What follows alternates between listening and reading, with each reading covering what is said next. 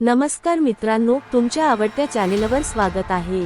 आज आपण एका मोठ्या आणि रोमांचक बातमीबद्दल बोलणार आहोत। ओडिशामधील देवगड जिल्ह्यात सोन्याच्या खाणी सापडल्याची बातमी आली आहे। पण याचा सोन्याच्या दरांवर काही परिणाम होईल का आणि भारताच्या अर्थव्यवस्थेसाठी ही बातमी किती महत्त्वाची आहे? चला याचा सविस्तर आढावा घेऊया। तर ओडिशाच्या खनिज विभागाने काही वर्षांपूर्वी संशोधन सुरू केले होते।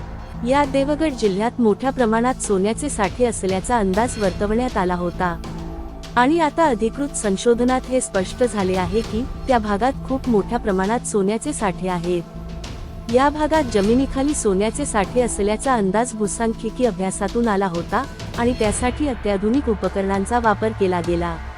मित्रांनो, या शोधाचा परिणाम दोन स्तरांवर होऊ शकतो, स्थानिक आणि राष्ट्रीय। स्थानिक स्तरावर रोजगाराच्या अनेक संधी उपलब्ध होणार आहेत।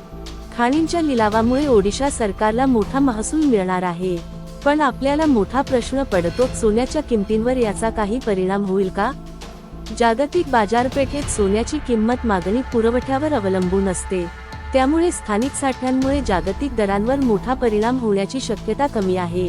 ओडिशा सरकार या खाणींचा लिलाव करणार आहे, त्यामुळे खाजगी कंपन्या या खाणींचा उपयोग करतील, ज्यामुळे सोन्याचा पुरवठा वाढेल।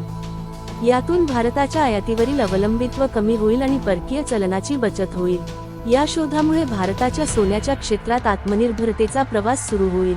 हा खूप मोठा टप्पा ठरेल।